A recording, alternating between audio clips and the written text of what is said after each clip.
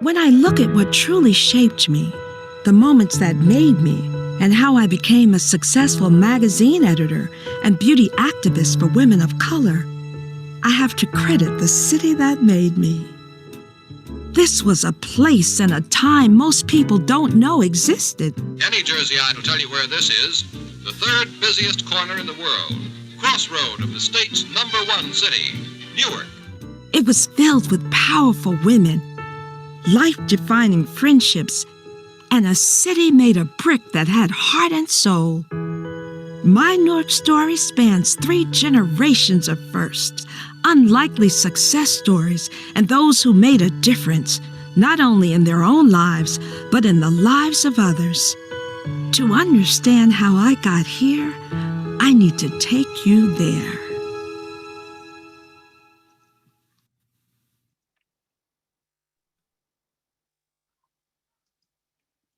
Good evening, and welcome everyone to Women at NJPAC's special event tonight, celebrating the new Audible original, Force of Beauty, a Newark family memoir by Mikki Taylor and her co-author, Deborah Draper.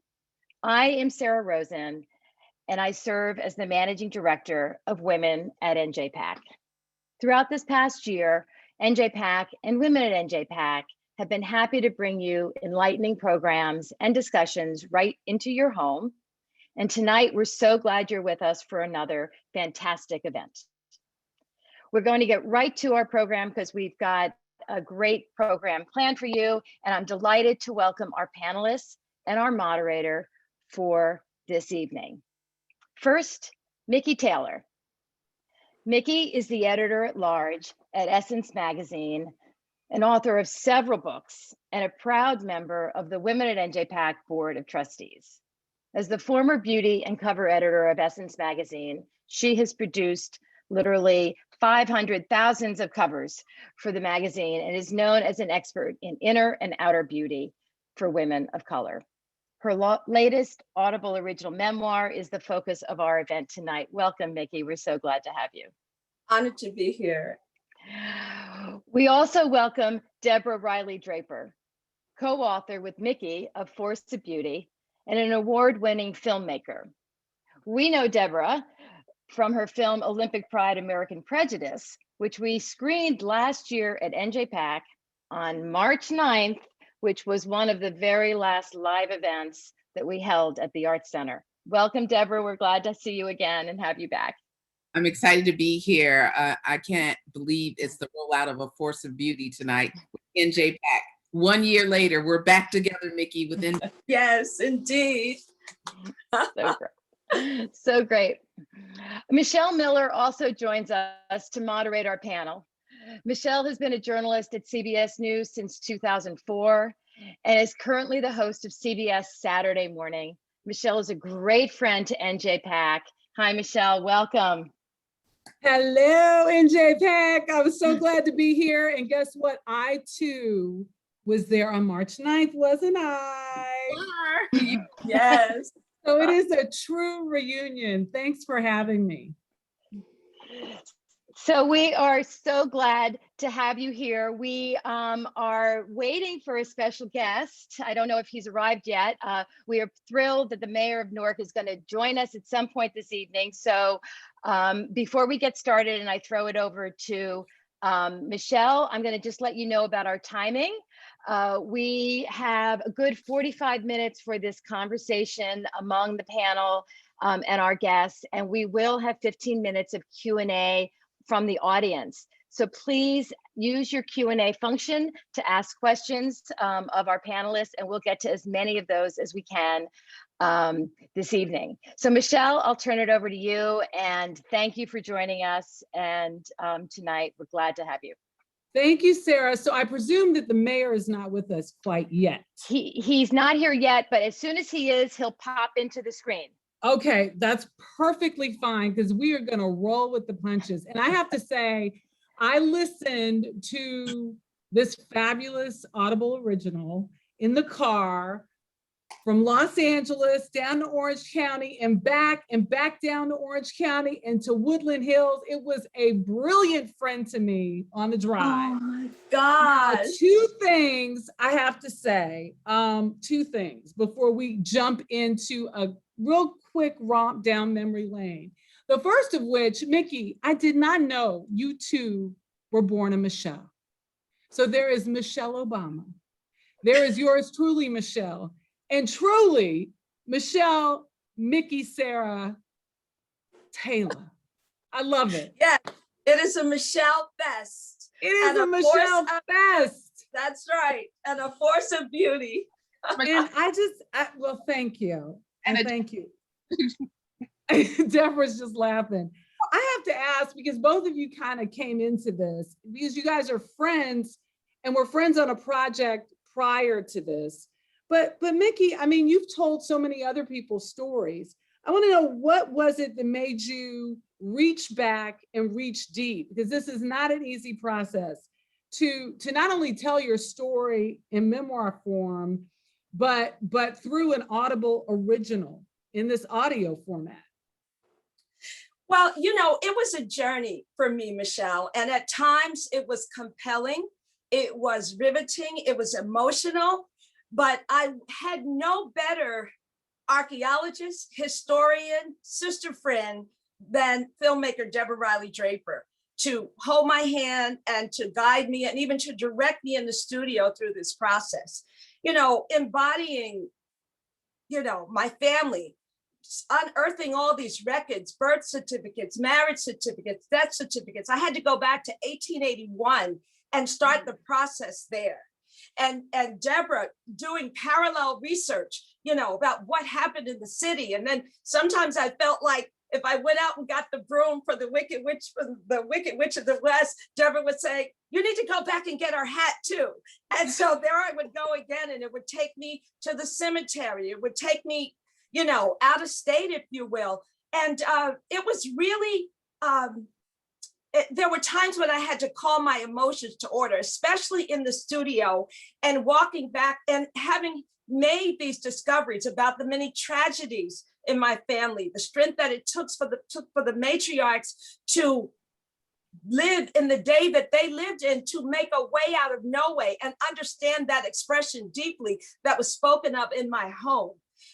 It was just, you know, Webster wouldn't help me define, but I'm so glad I did. And I'm so glad that I did it with Audible, because Audible is, you know, the source for spoken word entertainment and audiobooks, and with millions of listeners around the world. And it has its genesis in Newark, just like I do. It is a powerful force in the community. So this was the place, this was the time to share this narrative, not only for myself and my family, but for generations that I might not ever meet. I tell you, and having you tell this story through your own words, just the sheer force of you saying your mother's name and saying mommy took me back. It took me into that moment. There's such an innocence in the way you describe your childhood and the genesis of you through your mother and your grandmother and your great-grandparents. And Deborah, she couldn't have done it without you.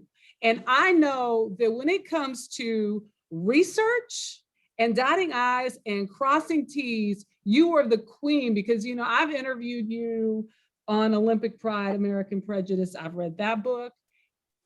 It's astounding how detailed you can be and what you discover. What was the process like for you? Well, you know, I did send Mikki on these chases. She would come back with the broom and I'd be like, yeah, and I need the hat and the shoes. So the process was to really excavate her family, but excavate her family against the context of America, not just the three matriarchs, but what was going on around them. What were the obstacles put in front of them? What were the obstacles they created for themselves? But what did Newark create? What did the United States create? What did world wars create? And how do we understand culturally and politically and socially what they had to deal with? The good and the bad and the ugly. And in a lot of ways, I think telling the story of three brilliant matriarchs in Newark is really telling the story of mothers in America. Yeah, I call that context. I really do. And it doesn't feel real to someone living in 2021, who sees history as like, that happened then. There's no connectivity unless there is context. And Mikki, I mean, researching your family story, I have to say, you had a dress, but I want to know what the hat and the shoes were she had you go fetch. So if you come back with X, what were the hat and shoes you had to go back and how far back did you have to go? Well, whose closet were you in? For example, and I knew that my grandfather helped to build the 18th Avenue swimming pool that we swam in, but I didn't know the company that he worked for. Deborah had me find that out. And then when I found that out, I learned that he also helped to build the streets of Newark. I also found out that how my grandmother, I knew she was widowed so early, but I didn't know that her baby boy, Moses Boyd Jr., he only lived to be 4 months and 12 days old. My grandfather died 4 months later. And I visited them, and they are steps apart in the cemetery. And I had to go and find all of that out. I had to find their marriage certificate. They were married June 1st, 1913. Things like that. And every time, and it's not easy during COVID, first of all, to get records. So, every time I'd show up at a hall of records in a different state, you've got to have proof of this. So then I'd have to go back and come back again. And I would just drive and turn around and do it all in the same day. I wouldn't be undeterred because I didn't want to come back to Deborah and say, well, we have one shoe. Can we go with that? Because I know she would say, no, you have to go and get the other shoe. Yeah. I tell you, there's such heartache in this book, and yet there's such resilience. And, I can't imagine losing. Was it 6 children? Forgive me if There were 8 children, and only 2 of them, my mother's younger sister lived to be 14, and then my mother lived to be 67. But, even things like, so my grandmother was the help after my grandfather died. And I had to measure the distance that she would walk from Newark to Walking. How many miles was that? So it's 20 miles each way. And she walked 40 walk, miles to and from work? That's right, to earn $1 a day to cook and clean for a family. And then she would sew by night. So not only did my mother look fabulous, but she sewed for the ladies in the neighborhood. But with that money, she sent my mother to Howard. And then your mama did something. Then your mama did something unspeakable in my book. But it paid off. That's talking about knowing yourself and moving with the instincts. How long did it take her to make that walk, Mikki? That fascinated me. So if you imagine walking 20 miles, 20 miles from one city to the next, I can only imagine that it took her at least an hour and a half, 2 hours, if not more. Unbelievable. But yeah, it would have had without question.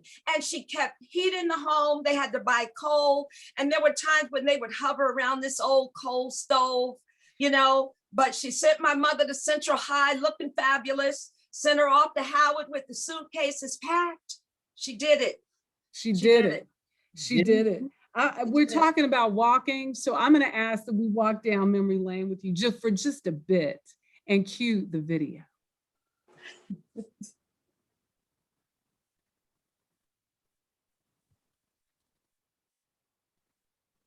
Cueing video. We're going.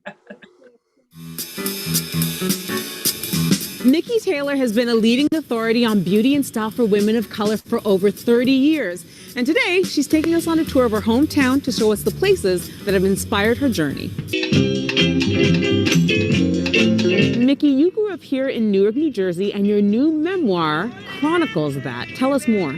So there's an old saying that home is where your story begins, and Newark is the city of my birth. And Force of Beauty, a Newark family memoir, my Audible original, gosh, I'm so proud to be able to say that, is my story. And it really tells the narrative of the generations of strong Black matriarchs in my family and how it shaped who I am today. Well, we are looking so forward to taking a walk down memory lane, and I understand that you're going to bring us to a couple of places that have a real significance for you and to your life. So let's go. Indeed I am. Let's do it. So we are here at St. Columbus School. And this is where I went to grammar school, 1st through 8th grade. And I bawled because I had everything I needed in beauty school, in entertainment school that was right in my home. My mother would come back home from these tours on the road, and she would bring the most fabulous makeup back from Paris and London and magazines from everywhere. It didn't get any better than that for me. The apple did not fall far from the tree. Your mother was a makeup artist and a stylist for jazz legend Sarah Vaughan. That's right. And in fact, Sarah Vaughan is your godmother, and you're named after her. That's right. One of the greatest music icons of all time. And what was that experience like, being able to really get behind the scenes? Well, it was just so incredible. So you have to understand, here I am, a youngin', as they would say. And I'm getting not only to go to the Ed Sullivan Show, I'm getting to go to the Jackie Gleason Show. I saw the June Taylor dances for the first time, the makeup and the hairstyling, and just seeing that firsthand, seeing women in these rituals of beauty, honoring themselves and putting on the most amazing makeup. That was an education of another kind, because for me, I saw how beauty was transformational and what it did for the soul of a woman, not just her outward expression, but how it made her feel inside. You know, Mikki, I tell you, seizing opportunity is something that your family knows quite well how to do. And I was teasing you earlier about your mom. You know, she went to Howard University and then she left. I mean, I don't like to use that term, dropped out, but because she saw an opportunity, because she was friends with Ms. Vaughan in high school. I want you to tell us that story. Of befriending someone and being generous in spirit. Well, that was what sisterhood was all about, especially they were in the minority. So they were schoolgirl friends, and they had, you know, they were in high school together, and you know, Sarah really was interested in singing. And her mother and father had her sing in the church, play piano, but Sarah would play hooky from school. She would sneak out and slip out of the window at night and go try to sing in the clubs. And so one night, my mother and a group of their friends got together, gave her their allowance, and gave her the dare to go and try out at the Apollo, because they said you have to win at the Apollo if you want to make it big. And Sarah won $10 that night and was noticed by Earl Father Hines and Billy Eckstein. So long story short, Sarah goes on and she's starting to sing, and mommy goes off to Howard. Meanwhile, the press is starting to write, and they're saying, well, Sarah's not much to look at. George Treadwell, image maker that he is, you know, Sarah's first husband, hires mommy to come and do her image. My mother gave her this gamine cut that could work with her natural hair, work when she pressed it out, changed her total wardrobe, took her out of those matronly clothes, put her in, you know, fitted ball gowns, bustiers, tulle bottoms, you know, T-length gowns, polissoir pumps, and just created an image, a ruby red lip, and you name it. And so they traveled the world together with mommy creating Sass's image. And so from Ed Sullivan, who had her on multiple times, you know, they traveled every country save for the continent of Africa in 10 years. And that was transformational for me. I mean, I always say my home was a masterclass in entertainment, beauty, and of course, politics. But they fascinating. And then all the characters, you know, from Ella Fitzgerald, Nat King Cole, Lena Horne, these were the sister friends who gathered together, who they would be in company with, talking on the phone, and not me eavesdropping. I didn't want to go to school. That was the best education going. Deborah, when Mikki told you way back when, because I'm sure the subject of Sarah Vaughan came up very early in your conversation with her, you had to think, gosh, this is such a fabulous arc to center this story. I mean, having like someone of that fame who was connected and gave access to mommy. I feel like I can call her mommy. I love the way you call your mother mommy. Say it again. Mommy. Mommy. Oh, I love it. That had to have been just a cue to be a bestseller. There were many cues, right? there was an embarrassment of riches in this story, but the idea of two school friends, two best friends hanging around high school in Newark, and they take a dare, and one ends up winning the Apollo off of that dare. And think about sisterhood. Okay, I have $1.50, you have $1.50. We're gonna pool. We have $3. We're gonna give it to Mikki. She's gonna go to the Apollo, and you better sing your butt off. Well, Sarah sung her butt off and won. And when it was time to craft her image, who better than the person who believed in her in the very beginning to go on that journey with her? I think it's critically important to understand. We think of stylists now, right? There are so many famous celebrity stylists. But at this day and time, that wasn't the career you were telling your guidance counselor in high school, nor was that what the professors at Howard were encouraging you to aspire to. But her mother understood branding. And that's why I knew that these three women would create something powerful in the audience, understanding sisterhood, bonding, believing in one another, and actually being that catapult and that lightning rod to move your friend to the next level. That haircut, that lip, that dress, along with the perfect voice, escalated a career into the Grammy Hall of Fame, into international stardom.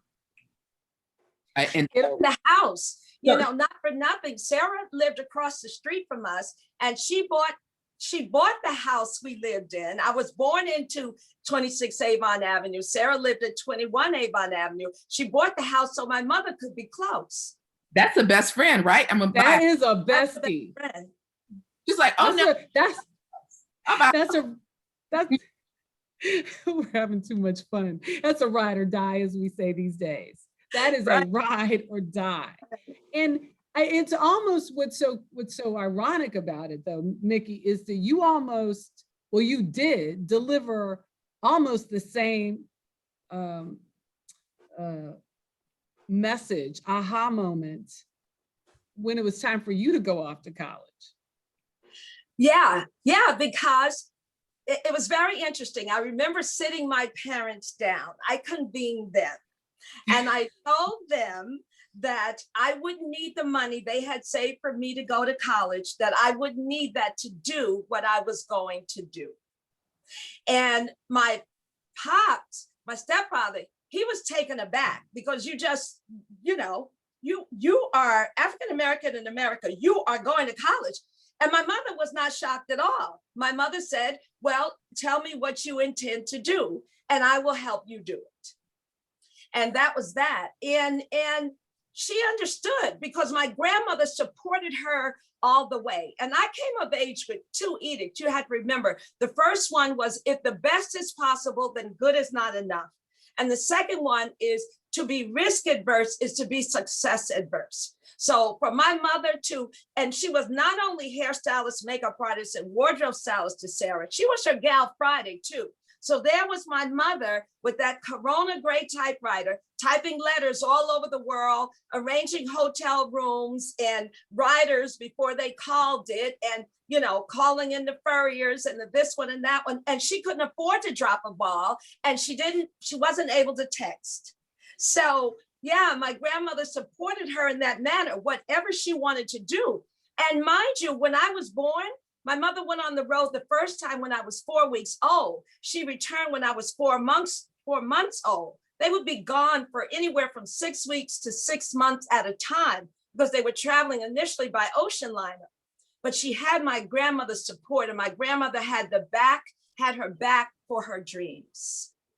I tell you, your mom not only did all of that, but she managed to figure out a way to ensure not only did you have the manners of a lady, have a set of style that was going to take you far, she made sure that you started off thinking of a career like almost before you were, a teenager. And when you did go to her, she said, well, you know what? You need a job if you're not going to college. Talk about what it is you had in confidence and the ability to move forward and to just know that you could do this. I knew that college would delay me on the road to my purpose, that there was no school that was going to teach me what was in my mindset, to do.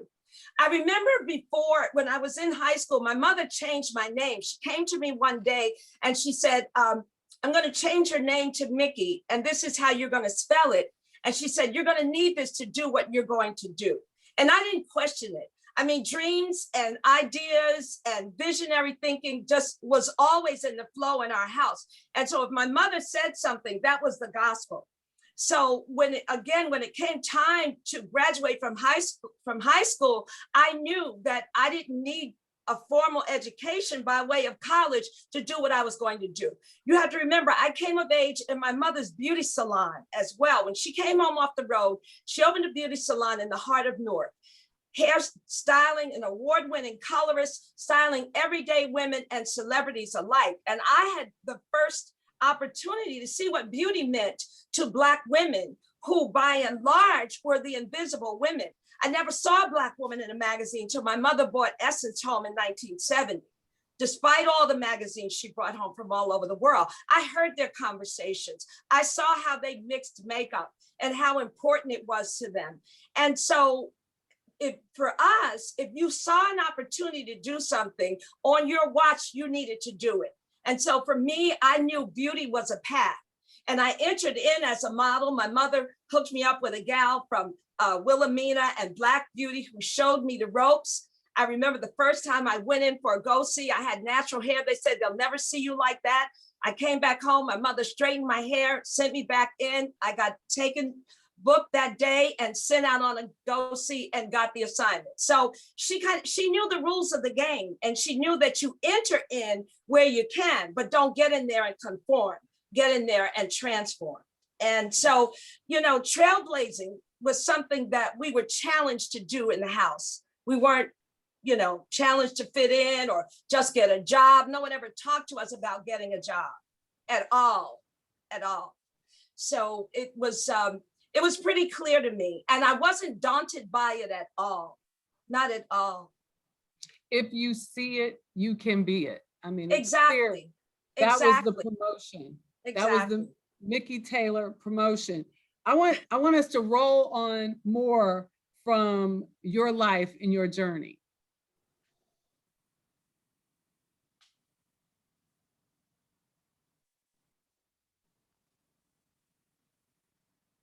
And that would be a cue to the video.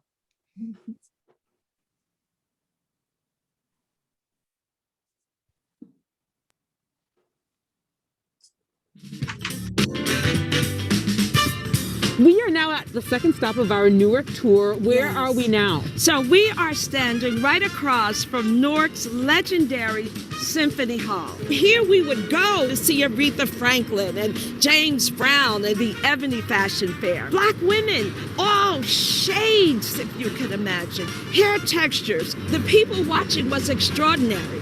Here were Black women in their finest. You have been a fierce advocate for the representation of women of color in the beauty industry, particularly Black women, for years, long before it was in vogue to do so. What is your take on the state of diversity in the beauty industry? My mother's generation, could only dream of the things that we can take for granted today. But why not go all the way? I don't want to see Black women in their beauty be a trend. We are here to stay. So I'm still waiting for the celebration. I'm dressed, but I'm not going anywhere yet. She is dressed, always dressed. And like the city itself and the leadership that makes the city so dynamic in this day and age, we're so happy to welcome the mayor of Newark, the great city of Brick City, Ross Baraka, my cohort at Howard University, and my fellow alum. Thanks for joining us. Yeah. How you doing, Mayor Ross? I'm glad. I'm good. I'm sorry that I'm late. Ran into some issues, but had to jump on. You know that. You are a busy man. I know, because you're a big fan of Mikki Taylor's. You did the foreword to the book, and I loved hearing your voice. The audible audio original.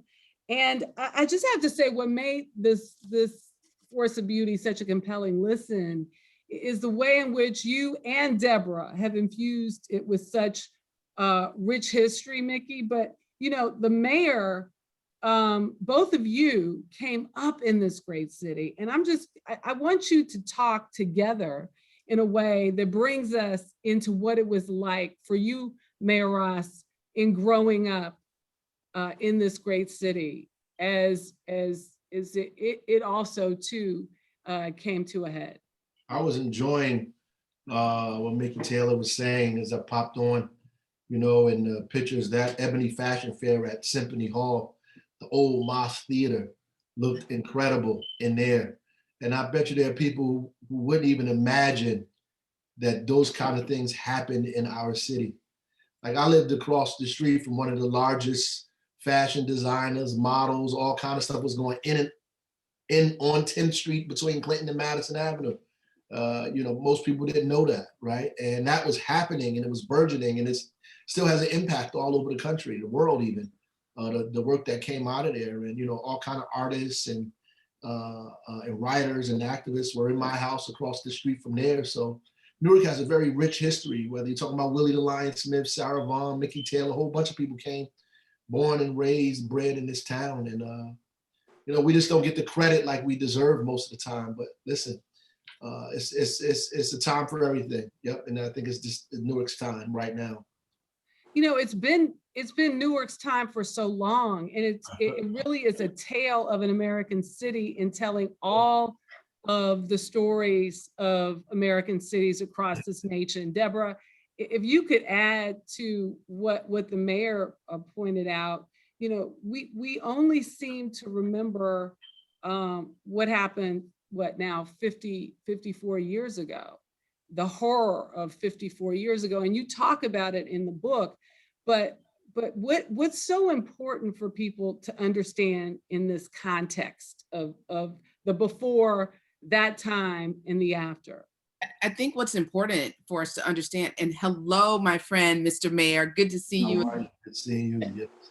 I think what is important is that Newark is an American city, no different than any American city. So you have folks who came to Newark, Black folks in particular, from the South, and they made a decision not to go to Harlem, not to go to Chicago, not to go to Cleveland. They decided to come to Newark, to Brick City, and that's where they put their roots. That's where they put their family. That's where they made their dreams. And Newark is so rich in terms of its industrial history and what it contributed to America during the turn of the last century in terms of beer and leather, like all of the goods, all of the industry, but also the culture, like the clubs, the jazz, the music, the recording artists, Miles Davis recording in Newark, oh my gosh, Billie Holiday performing. Like all this richness, but at the same time, Emily Miles schooling all the young girls, telling them how to walk, how to dress, how to put a book on their head, how to hold their head up high and their back straight. So this type of training for our African-American community, we don't get to see because we enter in the narrative of Newark in 1968 or 1967 or the 60s period. We don't enter into the African-American history of Newark, which Newark had slaves, it was a city that initially had an enslaved population. And very quickly, it became a spot on the Underground Railroad. And you had a lot of Black abolitionists who were fighting for equality very early in Newark. So we don't see that political seed being planted as early as the 1800s. Mayor Baraka, I'm curious, you know a lot about this town, but I want to know, did you learn anything that you did not, because you know, the fabulous Deborah Riley Draper always brings an air of something we did not know. She finds some little tick that we did not see that was flying around. Fortunately, most of that I did, and that's because of the household I grew up in, but most people don't. And I think she said it very eloquently and clear. I don't think anybody has put it all together in terms of weaving it together like that. But it's, you know, the Seton Leather Factory, the Anheuser-Busch, all of those things that are here in this town, all of the artists and all of the people that came through. And we just renamed the area down by Washington Park, Tubman Square. We're gonna put we took the Columbus statue down. We're gonna put up Harriet Tubman because of what was just said. You know, we have a rich history of abolition and anti-slavery. And while Columbus never stepped foot in Newark, Harriet Tubman did. So it's important for us to honor that and just be true to our history. I'm going to add something I did not know. Newark was the largest scissor manufacturing area in the country. How about that? Did you know that? No, I didn't know that one. I have a friend who collects scissors, and she's very proud to proclaim that as truth. She has done her research. Mayor, I also want to talk to you because, you know, we had a chance to really sort of delve in to, you know, to Mikki's family, but, you know, your father, who was brilliant, eloquent, voice of an era, who was also victimized, survived, and flourished through even that horrific time of 67 and 68, arrested, bloody, beaten. You know, his poem, In Force of Beauty, is what you, I want to speak to the fact that one, Mikki selected it to be a part of this book, and what you say is the significance of it where we are in our nation right now. Well, I think that it was incredibly appropriate, you know, to talk about Newark, especially now and all the things that was going on. My father was deeply in that history. I mean, as I said earlier, and as Deborah pointed out, Emily Miles was across the street from Amiri Baraka, you know, and that was happening less than 20 yards away from each other, you know. You had a burgeoning community of folks over there taking on the fashion world, and across the street you had artists and people like Nina Simone and Max Roach and, you know, all kinds of writers over there at the same time, and presumably on a block in the same week, in the same days, probably in the same time, you know, all of that happening, all of that rich history taking place. I mean, the poem that was picked is incredibly appropriate. My father would say that, you know, all of our culture, all of our history, you know, if nobody allows you to express it, to live it, to be it, then, you know, you lose it. And at some point, you know, the noblest function of art is to oppose what is ugly, you know, and that's what he would say. And, you know, when we lose our music, when we lose our drums, we lose our communication, our voice, you know, it's difficult for us to express who we are. And that's the beginning of the end, really. When people don't allow you to express your culture and your history and your being, it becomes the beginning of the end. You find yourself in deep trouble. Indeed. Michelle, can I add something for a split second? Sure. I need to tell the mayor. So in college, my second semester, The Dutchman, this is why I'm a writer, is because I read The Dutchman. And when I read The Dutchman, that was the first time I became acquainted with your father. And I was like, oh my God, this writer is not only dope, prolific, intelligent. And I didn't know anything about his backstory. It was just this one piece of literature that was presented to me in class. And now to come full circle years later, to be able to watch you recite his poetry, but write about the city and write about his experience during the rebellion, for me is incredibly touching, because he was one of the first Black writers with a very particular voice that I was introduced to. And The Dutchman is forever a part of my own personal narrative. So. Yeah, and I just have to say, you know, what an honor it was, because I could walk right up the hill to South 10th Street. My mother sent me to Emily Miles when I was in the 8th grade, first to go to charm school. And yes, walking with that book on my head and the table setting and all of that. And later I became a model for Emily Miles. But there across the street was your legendary father. And we would wait and we would watch sometime, because first of all, you never knew. I mean, none of us knows when we act that we are making history, but you knew that something rich was happening even as a youngster, and you never knew who was going to be coming and going from your home. And it was just fascinating to hear the stories, and then to be able to go and read something that your father had written. And it just made you stand up straight in your Blackness and understand what you never could get at school, the truth of who you are. And it was just powerful for me at that young age. There were so many famous people, so many pioneers and trailblazers. So much of that, it just, you know, was it that the people were attracted to the place, or did the place with all of its people build that community? Mayor? Well, I mean, it was pointed out. I mean, Newark just has that kind of feeling in my mind. While people played the big halls in New York, whether it's Harlem or downtown Manhattan, they came to Newark to hang out in the clubs, like to play in the clubs. And you could go to the Bridge Club or somewhere else, one of these small clubs in Newark. And after they performed big time in New York, here, you know, Sarah Vaughan Singh or Willie Lyon Smith play the piano, or all the people in New York come to Newark and perform at these swank little small jazz clubs and blues clubs that existed throughout the city. It was just that life that was happening. It was like, there's big time New York, and Newark had the country time feel, like people were used to, that hometown feel of good cooking and good conversation. And they came over here and did that right here in this city. Most of the clubs are popular. And it just didn't happen with jazz and blues, but also disco and club music. All of those scenes burgeoned here in the city of Newark.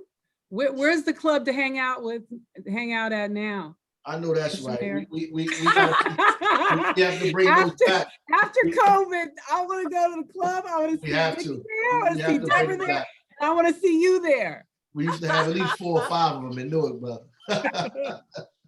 We Back gotta in the find day it. was the Key Club. Back in the day, like New York had Birdland, Harlem had the Apollo, That's but right. everybody came across the Hudson to the Key Club. Right. And for me coming of age, you know, it would be nothing for me to get up stepping over musicians who bunked out at our house because of SAS when they were playing a gig in town at the Key Club or at Sparky J's. And I think that's the other piece that to understand what a multi-dynamic city Newark was. I lived next door to a Black doctor. There were shopkeepers and, you know, professionals. My ballet and tap dance instructor had a building on the other side of the doctor's home. And so, you know, we were club owners. My dad was a club owner in Newark. And that's the thing that I think people miss. Like, there was an ownership in Newark. So as much as my grandfather helped to build the streets, you know, entrepreneurs made Newark hum, Black entrepreneurs. Right. And then the people who were renters, they treated their homes like they were homeowners. They not only swept their property and mopped their porches, they did the streets as well. That's what I remember. And I think that when I talk about what happened with the rebellion and what the newspapers were saying, I was like, they cannot be talking about my people. Right. That's not the soul of the people that I know. Well, let's kind of walk you back through that for a minute, because we didn't actually talk about your walk in realizing what had taken place. You were at summer camp. That's right. I was at a Wise summer camp in Branchburg, New Jersey. Seemed a world away. My mother wanted a different summer experience that year. Okay, so off I go to camp, in the minority again. And I remember one Sunday, all the, Caucasian little girls and the counselors were all in this big circle. And I ran over and I was trying to get in. And at first no one would let me in. I was like, let me see, let me see. And finally, when I got in, there was the cover of the Star Ledger. They might have even had a Newark Evening News talking about my people in Newark and saying that mothers were looting and putting, stolen goods in the baby carriages and just horrendous lies instead of telling the truth of what actually happened. And I was so shocked. I remember calling home and telling my mother I wanted to come home and join the fight. And she said no, and I was devastated. And I understood later, because when I came back, Newark looked like a war zone. And I learned that my mother, my grandmother, and my brother were sleeping on the floor because bullets were flying over their head. Tanks had rolled down Avon Avenue and Springfield Avenue. And I kept thinking, to police whom? And I just will never forget it. It was also devastating for me that the immigrants, if you will, because again, my neighborhood was multicultural, how they made this great exodus after the rebellion. And we had to rebuild Newark ourselves. They lost interest in us and our dollars. And that was haunting for me to this day. And yet you are still so incredibly optimistic. No one can say that you aren't a force of optimism. Right. I wanted to ask the name of this book, and I'll ask the three of you, Force of Beauty. One, where did it come from and who is it describing? Because it kind of is describing more than one person. Well, or a thing or a place. First of all, Force of Beauty, a Newark family memoir, is really about a people who show up every day and show what it means to seize possibilities and to not let anybody write you off, to never place limits on what you can do. Certainly the career path that I chose at Essence, there was no school in the world that could teach me how to talk to millions of Black women to affirm, inform, and inspire us. I created my roles. I remember after being at Essence several years, they handed me my job description to write myself because I knew Black women. I had come of age with us, and I refused to allow us to be the invisible women on my watch. Force of Beauty really means that you are not called to conform, you're called to transform, and you must own your narrative, starting with home, because that's where your story begins. So it is a multifaceted title for a people who for generations have shown up ready. Deborah, Mr. Mayor? I think it's the force is the power and the strength that all of the people of Newark bring to the table, but all of the Black women in this book bring to the table, and all of the Black men. And the beauty is there because so oftentimes we're not categorized as beautiful. We're not recognized in our beauty inside or out. So when you combine what is beautiful and what is powerful and what is forceful, you get the story of Black America, you get the story of Black women, you get the story of Newark, because Newark is Brick City, right? It's brick, but then it's at the same time, the souls of everyone that inhabits Brick City is beautiful, because you're talking about people and families and mothers and daughters and fathers and sons. And you're looking at the son of, like I said, somebody who impacted me when I was 18 years old on campus trying to learn something, and a daughter of someone who has spent so much time creating idols and icons. So it is a force of beauty in every way you can imagine, Michelle. Mr. Mayor, it sounds like you have a new tagline for Newark, Brick City, Force of Beauty. Force of Beauty, I love it. I think that the lady said everything that needed to be said. I mean, that's very clear. That's what it is, a force of beauty. It is the city that you lead. That's right. It is the city that you lead. And you have certainly, I can't let you off without saying, you have led this city. I'm surprised you're not wearing your mask right now, because not only did you lead it so brilliantly through COVID-19 and continue to do so, but you led it through the strife. It is the only city during which there was not a single arrest. No one died during the month of protest and the struggle for social justice in your city. And you brought a wealth of communion, I have to call it that, from what I saw in terms of bringing people together from not just Newark, but all of your neighboring communities. So I want to commend you for doing that in that critical time following the death of George Floyd and the protests that followed. Thank you. And I think people in Newark deserve a lot of credit too. I mean, I think Newark is very clear.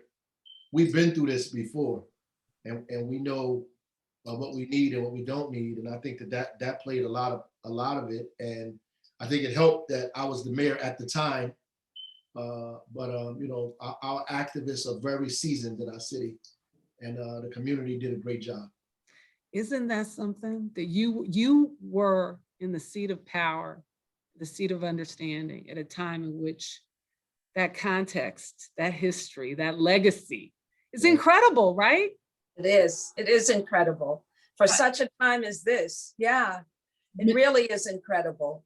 Michelle, you know what was the most incredible is when the mayor got ready to recite the poem, he started beating on the table like a drum.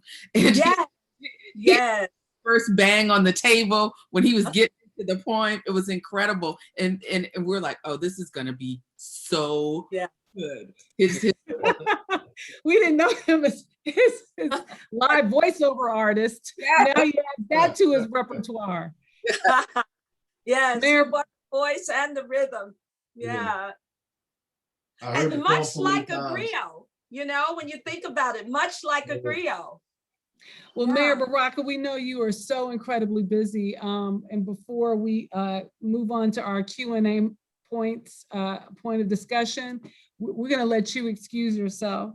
Thank you so much for joining us and bringing your expertise to this conversation. Keep lighting it on fire. Appreciate you. Thank you.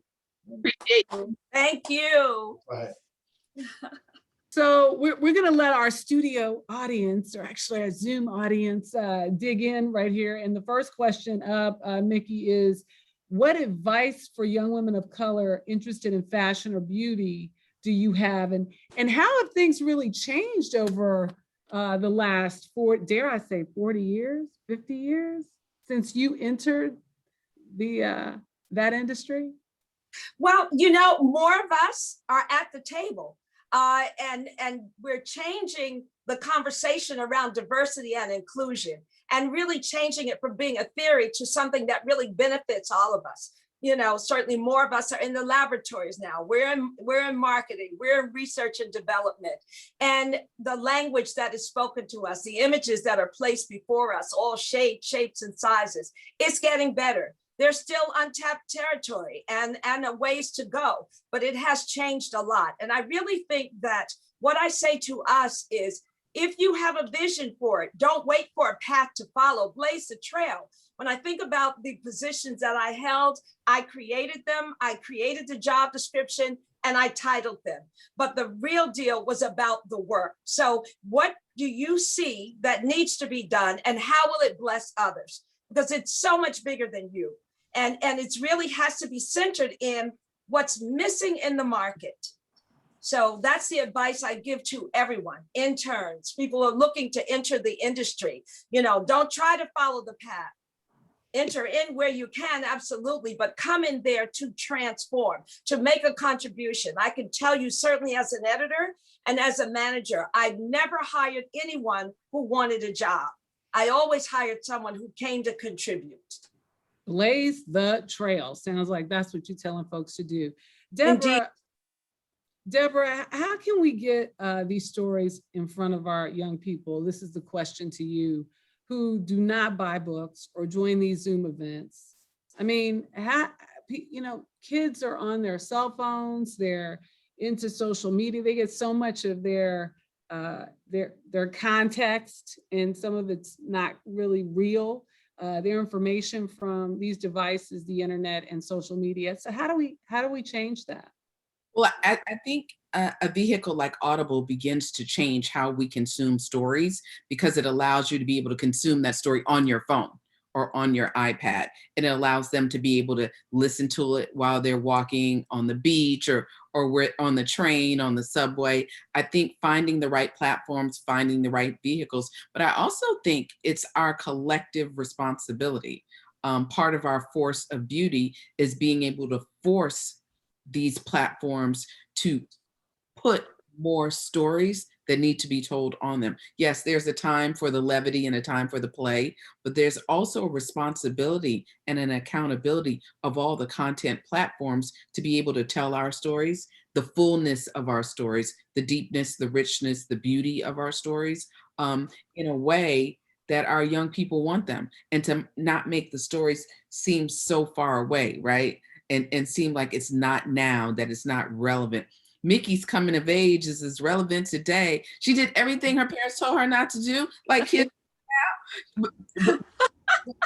But she internalized the lessons of the role models that were in front of her. So when the real decisions came that she had to make, she made the right ones because she had the structure and she had the internal wiring that was given to her. So I think people need to understand that whatever you're gonna be, you need to see it, but you also need someone to help you formulate that idea or formulate that path. And we all need that, not just young people, all people. And but we need to hold ourselves accountable to make sure that the brands that we bring into our homes and the brands that we allow our children to have and our children to have access to do these things. We have to hold them accountable. Miss Mikki, did you ever go back to get your degree? No, I did go back to take branding courses at FIT, and it was very interesting. The question was posed to me, are you here to teach or to take a class? And I said, no, well, it's a little late. I really came back to take the class. I mean, but yeah, it was very interesting. And when I sat in the class with the different classes, the professors always calls on me to host a session. So, for what it was worth. But I really, it's funny, I do say that life writes the story. And so my contributions were valued in that companies are still learning how to talk to women of color and what it is to engage their needs and desires. And that's still not being effectively taught in at the college level in programs. It's getting better, but it's still not there yet. So, even for me, what I did after a while is I hosted beauty breakfast, smart beauty, as I call them, for the industry to teach them all of these things, because you can't assume that they know. So and the other thing I would say to young people, back to the other question, it's really important that you have what I call a celebration circle. Those people around you who've been where you're going. I had that. People who can tour you on the journey, people who will push, polish, and check you, inform you. That's necessary, because you can't be the sole fount of all information that informs you. And I was fortunate enough to have that, from my home to Essence Magazine. You call it, isn't it the power of five? Yes. There's 5 people in your life, and That's all right. of them are your family, pretty much so. Yeah. If I recall correctly what you told me some years ago, there's a really good question from the audience. How have your children and your grandchildren reacted to your story? Did they know all of this? I want to say I'm sure they did, because that's your storytelling. Yeah, they knew all of this, but it's very interesting when I expound on some things. My youngest daughter will say, I need to carry a tape recorder when I'm with you. And so, but they know all of these things, some of the artifacts that belong to my great grandmother, like the bowl, the crystal punch bowl. That's like, I think it's about 150 years old now.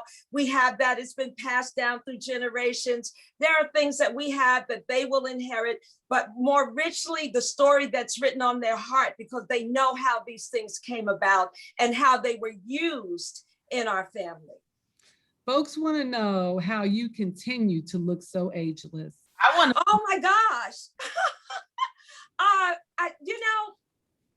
A lesson I learned from James Baldwin, I think that has everything to do with it. James Baldwin brought the joy and the dignity with him wherever he went. And he came to Essence to speak to a group of us one day, Susan Taylor, about a handful of us. And he talked to us about how privileged we were to do the work that we were doing.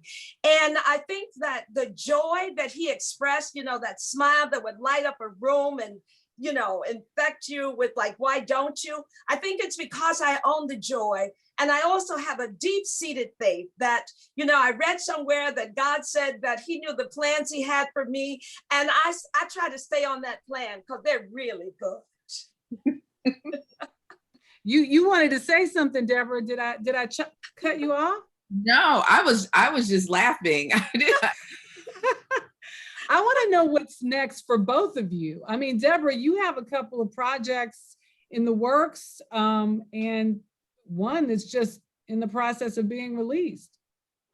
Yes, 20 Pearls, the story of Alpha Kappa Alpha Sorority Incorporated, was released last Friday on Comcast Xfinity, The Black Experience. And today it rolled out on more VOD platforms and Vimeo and Charter. And so that was really, thank you both so much. That was really an incredible 90-minute film to really look at 113 years of Black womanhood as it collected itself into Alpha Kappa Alpha sorority from 9 to 300,000 plus, and how it impacted America. So these are the stories I love telling. I'm directing something for a network that comes out in May that I can't share. And of course, we are on track to do my first feature film directing. So, this was a great month because 20 Pearls came out last month. The Force of Beauty came out. I received an NAACP Image Award,